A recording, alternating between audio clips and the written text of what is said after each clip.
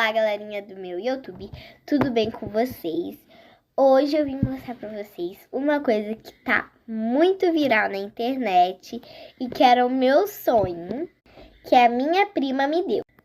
Comenta aqui nos comentários o que vocês acham que é. E é um brinquedo. E quem disse mini geladeira acertou. Olha aqui, gente, que bonitinha. Eu vou mostrar tudo. E antes, gente, eu já tinha abrido a bolinha. Aí tá assim o negócio. Aí eu vou mostrar pra vocês que tem. Eu já sei o que tem, mas é surpresa pra vocês. E como eu falei pra vocês, eu já tinha abrido. Aí eu deixei o gelinho aqui, ó. Aqui. Nessa gavetinha. Agora, bora abrir a bolinha. Gente, a bolinha, ela é assim, toda branquinha. Abrir.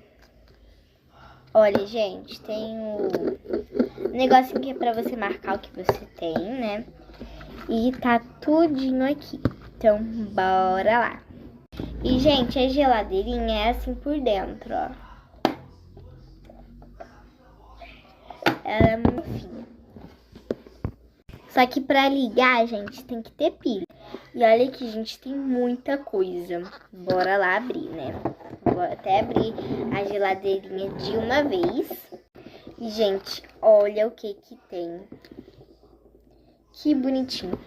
É da Pizza Hut. Ó, vou mostrar aqui pra vocês que bonitinho que é. Olha. Que bonitinho, gente. É muito fofo. Vou deixar na geladeira, né, gente?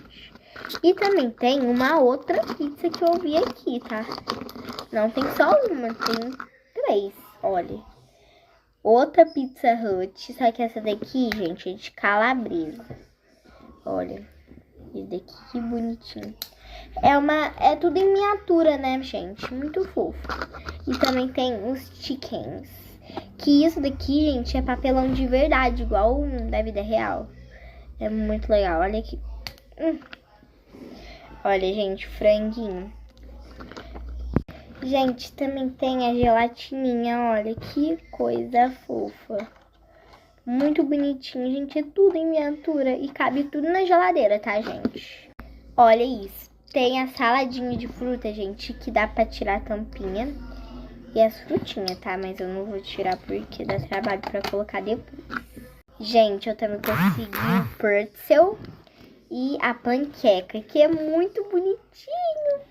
E a gente vai ter parte 2, porque não vai caber tudo no vídeo. Então já comentem pra parte 2.